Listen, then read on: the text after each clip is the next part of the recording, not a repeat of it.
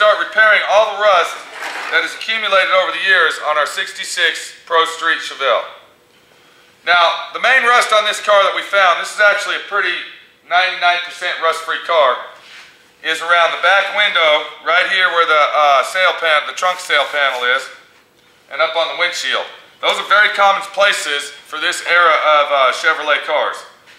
And as you can see right here, this is in very, very bad shape. Okay, I don't even know how they went ahead and tubbed it out with the rust this bad. That's pretty nasty. If you look right here, this is actually the trunk floor. So that's solid, and we'll still be able to work with that. What I'm doing is I'm going to cut this section right here, right down the valley here with my cutting wheel. And I'm going to take the lower section out of the car. Then I'm going to come back and I'm going to precisely cut this lip off right here all the way across.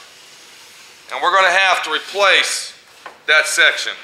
Now, I'm going to probably use 16 gauge steel. I'm going to make a new valley that'll fit in there, and then I will weld that in there. We have to be very careful though, because as you notice, we do not want that to warp. And when I get all this, what I've been working on is cutting all that rust out. Now this piece right here is actually the trunk floor. And I've been taking this section off the car. So I got all this cleaned off. Now what I got to do is I got to cut this section out of here. And then I got to make this piece so I can put it back in here. But this is the real hard part, is making sure that this does not warp as we build it. So that's probably the most major part of the rust repair that we're going to be fixing on this car. That's going to take a couple days just to fix it. As you see over there in the corner, we've already cut that section out. And I'll be splicing that in and butt welding it back in place. I haven't ground down this yet, but I'm sure this is going to be rotted here too. Now, somebody has already, if you notice by the looks of it, they've already filled all this with Bondo once, twice before. And that's not a good idea. I've actually seen people where they take foil and they'll stick foil in there and then put Bondo over it, like that's really going to stop it from leaking water. Yeah, okay. That's what I'm saying. So, I'm going to go ahead and cut this out. We'll get this piece made and we're going to come back and check out and see. Now, if you look down that piece that I just made, you'll see that that's got a curve to it.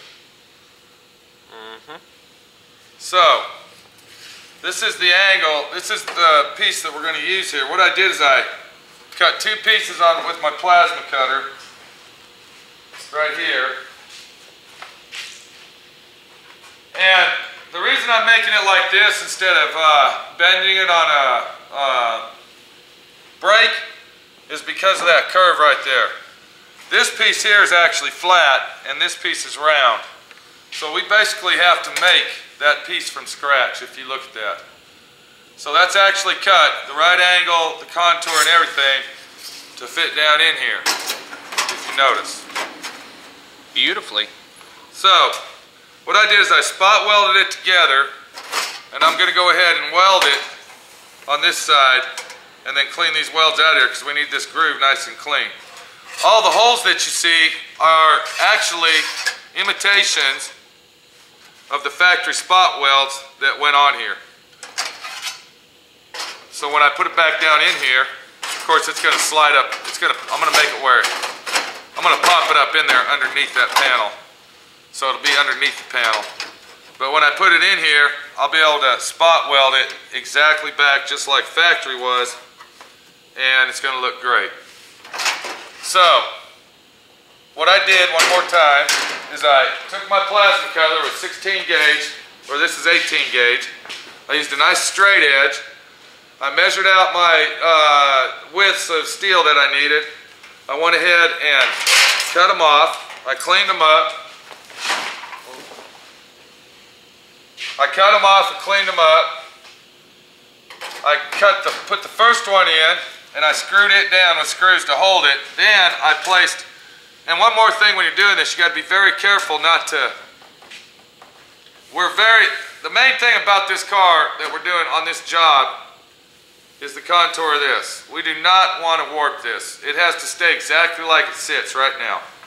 So the next step that I'm going to do is I'm going to mark this off right here, and I'm going to cut these corners. If you notice, it's a little, there it goes. Okay. I'm going to cut those corners so everything will fit in there just like it's supposed to. And that is how you make a rear window channel on a mid-60s Chevrolet car.